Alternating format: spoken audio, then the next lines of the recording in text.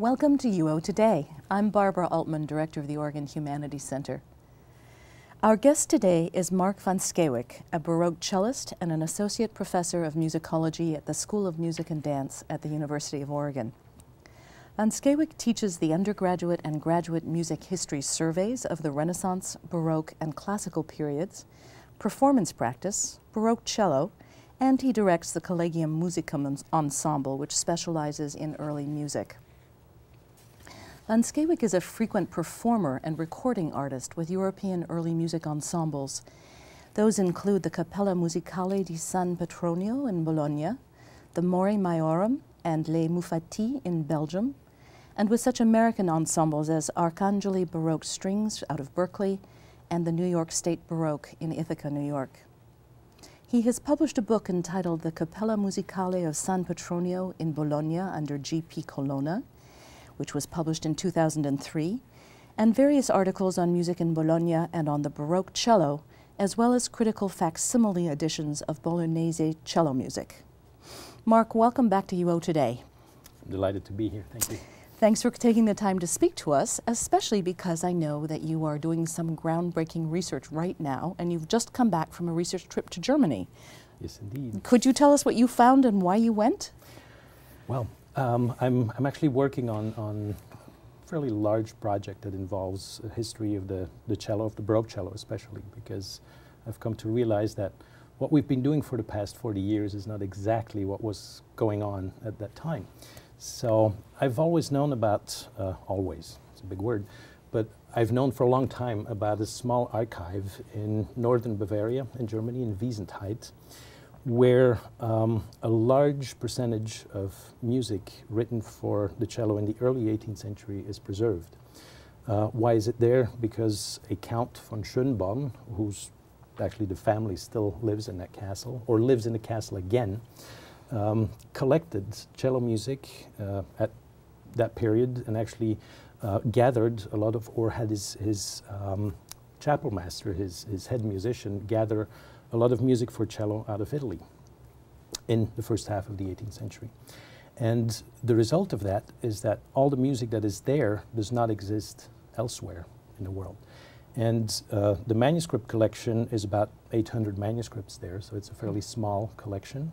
It actually fits in 2 nice closets in a small little room in a castle.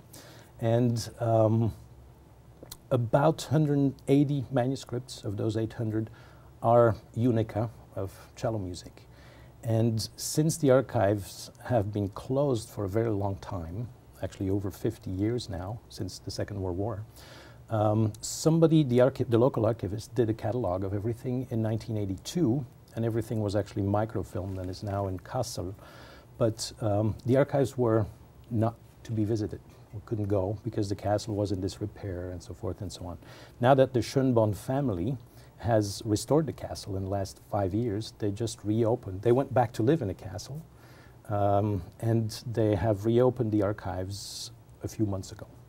And completely by accident, cruising the internet, I found that we could actually go and see. Since I have an article due pretty soon, I thought it might be a good idea to go and check out the music, which is about 70% of the repertoire that I'm dealing with.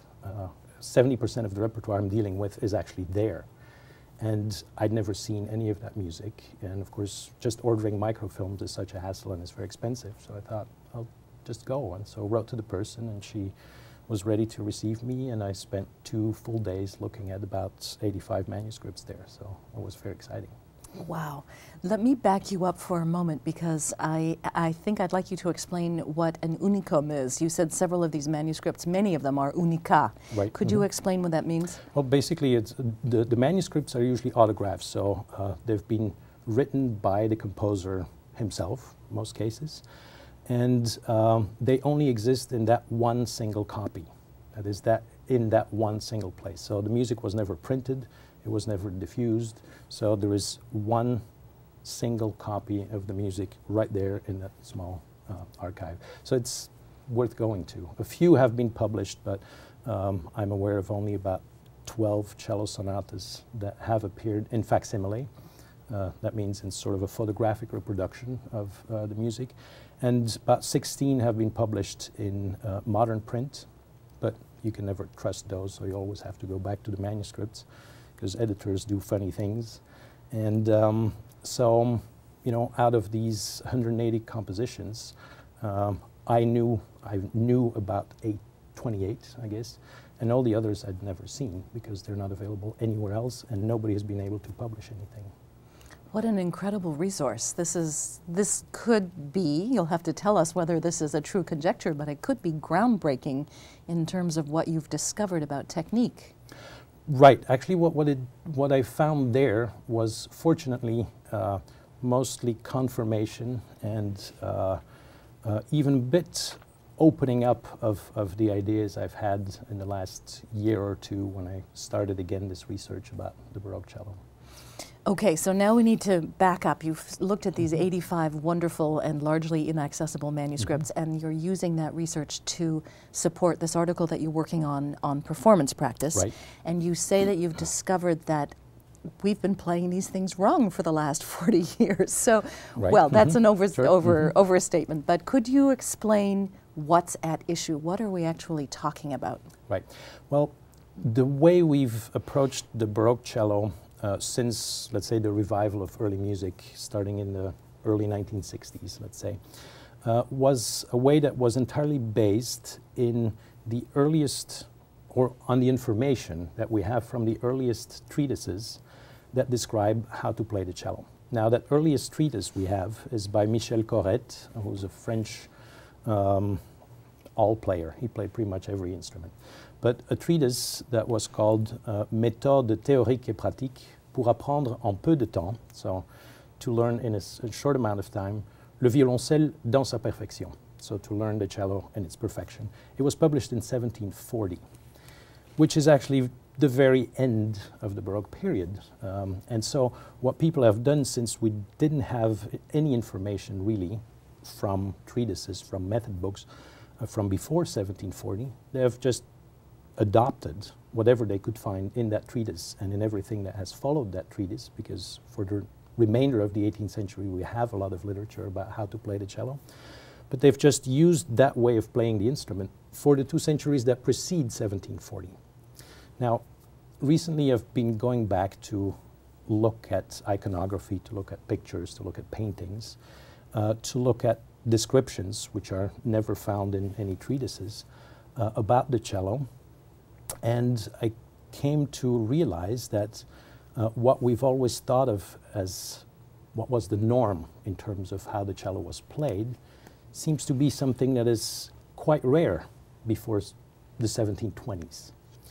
And that all the ways that we've thought of as being, oh, this must be an exception because the cello is held in a special way or in a strange way, and it only appears in that picture, what appeared to be the exception seems to be much more the norm at this point. So I've put all these pictures pretty much together and tried to see what appears most often. And the way we've played the cello today, and I'll demonstrate how that's done, is actually one of the many, many possible ways of playing the instrument.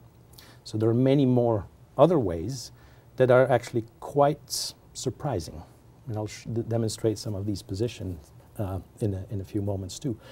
Another thing that I realized is that the instrument, as we know it, standardized with 4 strings played in a vertical position with the bow held what we call overhand, that means with the hand on top of the bow, is also quite exceptional, because I found many more illustrations and descriptions of instruments, of bases of the violin family, which is what the cello can be, because of course there are many names for the instrument before 1720 as well. That instrument more often had 5 or 6 strings than 4. They were also tuned in a different way, not necessarily in fifths as we tune it today, but with a mixture of fourths and fifths.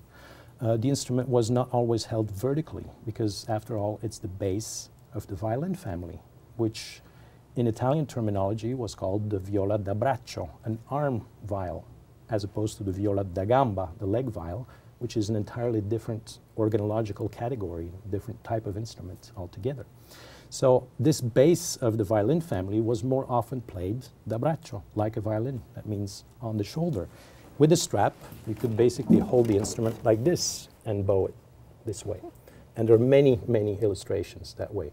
Sometimes an instrument as big as this, sometimes larger. Sometimes it was even played on the knee, holding the bow like this. Actually a little higher, so you can actually play. Be careful not to poke your eyes this way.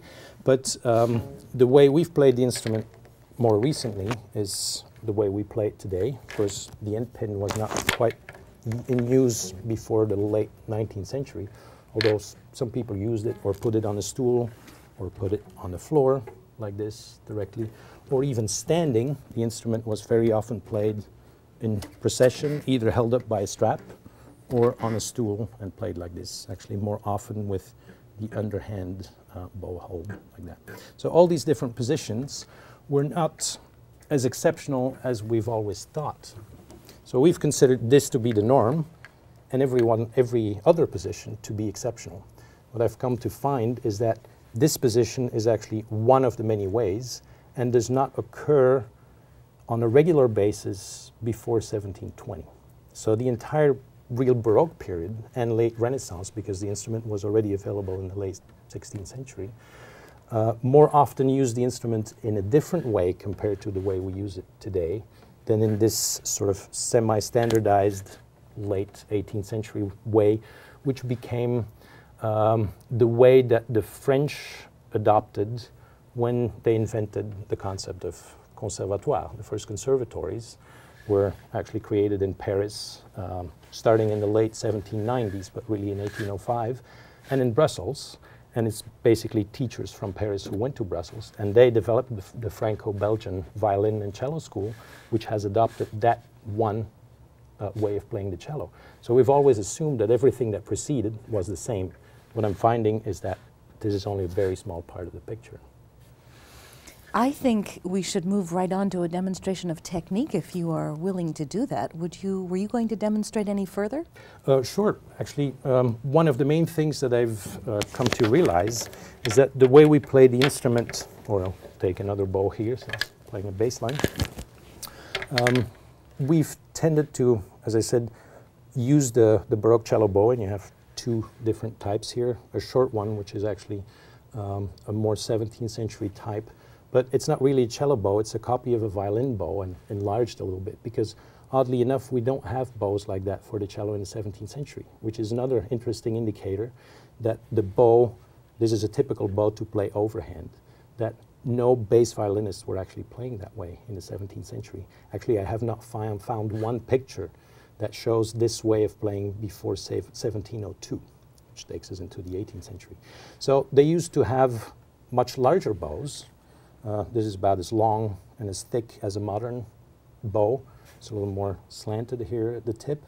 And it has typically black hair, which is a little more rough and is better to play a bass line.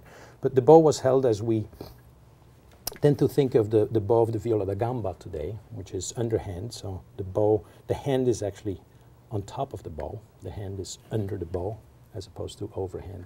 So if I just play a couple of notes, I'm sure the difference will be obvious. What I think has happened since I've moved to use the bow in this underhand, more 17th century approach to the bow, is that I'm able to observe the musical articulation of the different repertoires, whether it's accompaniment or solo music, a lot more closely by holding the bow underhand, whereas the overhand bow grip has a tendency to sort of round out things. So it's more suitable for a more melodic way of thinking the music, which is a typically 19th century approach to sound, whereas the 17th and 18th century approach to sound is much more speech-like, much more rhetorical. So you articulate the music much more as if you were to be articulating a text in an eloquent rendering of, a speech or an explanation or anything, any public speech you would hold. Of course, you would have a specific prosody, a specific way of pronouncing, slowing down, being clear as much as you can, but really make a difference in pitch, in rhythm, in how you articulate, in what syllables you will accentuate, what syllables you will not accentuate. So the music is much more thought in that way, rather than a more melodic approach where every note becomes important in a long arch of sound. And it would be like pronouncing a text in which every syllable is as important as every other syllable, which gives a little bit too much information, really. If you were to speak every syllable the same way, you'd probably make a fool of yourself in speech. And that's the way we've been approaching Baroque performance for a very long time. So the Baroque movement has tried to go back to a more rhetorical approach, and that bow allows me to do that. Before you demonstrate, I'm struck by what you're saying and how it seems to confirm what someone well outside like the field like me knows, which is the kind of dialogic, conversational nature of Baroque music where the instrumental lines are speaking to each other. There's Absolutely. a dialogue going on. So that speech metaphor seems to be very appropriate, and you're confirming it with what you're discovering now about performance practice. Right. Of course, I haven't discovered that. That's something that has been going on for a while. But what I discovered is that for the cello especially, is by holding the bow in this different way, it's actually easier for me to play in that speech-like way than in the melodic way. So for instance, if I played with overhand bow, just a very short beginning of a ricercar by Gabrielli,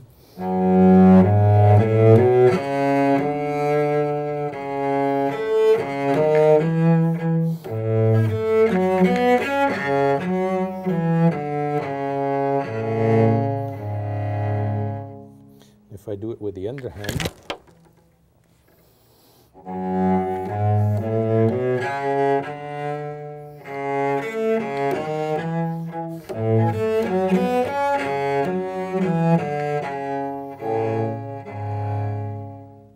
so I have a lot less length of notes. I have much more bite and difference in what I would call consonants in the beginning of each vowel that this bow produces. So what I find, and I hope it's audible, is that I've reintroduced the consonants in my discourse, whereas I was actually stuck with only the vowels for too long. And for me to make those consonants was a lot of work. I had to really think actively and think a T, think a M, think a S in my sound, whereas with the bow held like this, it sort of happens naturally. Is it a question of the amount of force you're exerting on it, on the different way you're using the musculature of your arm when you Yes. turn your hand? What are the biomechanics of this, if you can explain them? Well, I rarely think in those technical terms because I don't really consider myself a cellist. I consider myself a musician who just happens to play cello. So the mechanics of cello playing is something that, rarely keeps my mind busy. But I think the weight of the arm on top of the string, sort of gravity helps you to make it work in this sort of sustained way. Whereas underhand, you have to actually pull the bow to the instrument. And whenever you don't, the sound is gone. And you produce a syllable in a word that has no emphasis, which is fundamentally important so that you can actually hear the important syllables. That's a very evocative way of describing it. Now, I'm curious, I want to double back for a quick minute here. You said, I believe, that the sources with which you've been working that are most important to clarify at this point are visual. Right. They're a big part of what I use. Yes. So you're looking at prints of various kinds, Prints, illustrations? What else do you have? Illustrations, sculptures, pretty much everything I can find. And unfortunately, a lot of paintings that use musical instruments in the 17th, early 18th century are not necessarily made by the greatest painters. So they're not often reproduced. They're not even often in the exhibition rooms in the museums. So you have to get permission if you get to know where they are and what they are. If you want to see them, you have to get permission to go into the reserves and to work, from sources that the general public is rarely able to see.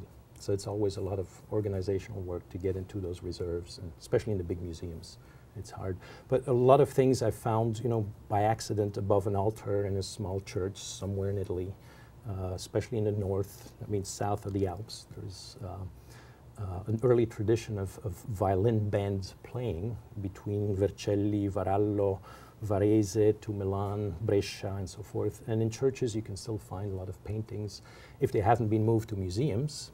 And of course, you don't always know that they're there. So basically, when I'm there, I walk into every church and I just go look for cellos and paintings. And, you know, once out of 100, you find one. So in fact, there's a fair amount of serendipity in discovering yes. these images.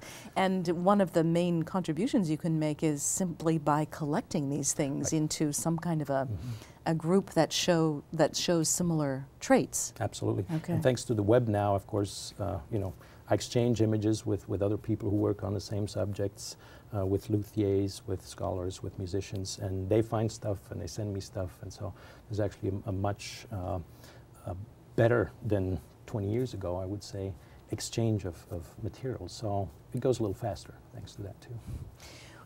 So moving from your musicologist side to your musician side, how has the research changed your own practice? Completely. In the sense that, of course, you know, it's one thing to do the research to find these things, but then you have to sort of be able to do it to convince musicians, because it's not always obvious that people will just espouse what you say and do it.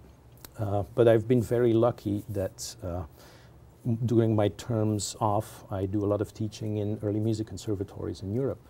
And one of the, I would say, pioneers of early music in Belgium, Musicology Kuiken, who's a Baroque violinist, but also plays gamba and has now started to play the violoncello da spalla, which is that shoulder cello.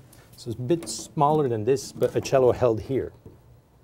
And he's been very interested in the research I do, and we've been interacting a lot and conversing a lot about it.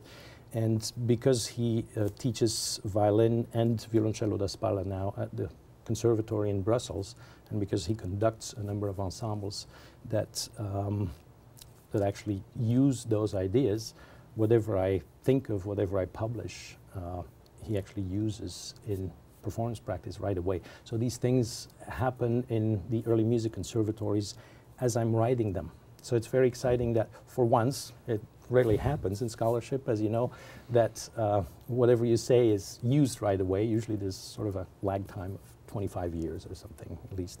That's what I've noticed in musicology. But right now, I'm able to do research, and I see the results right away with other performers. And I also spend my summers actually practicing to play underhand, practicing to play with different types of higher strings, more strings on a cello, tuned in a different way. So I've completely had to relearn and to be actually a lot more flexible in the way I approach the instrument, and in a flexibility that actually has to do with the repertoire itself. So I will tune the instrument in a specific way for a specific piece, and I'll tune it in another way for another piece. Whereas nowadays we tend to have one instrument, one tuning, and we sort of mill all the music through that one same instrument. And I think it's much more in the 17th, 18th century mentality to use the right instrument for the right music, as composers always did with voices too.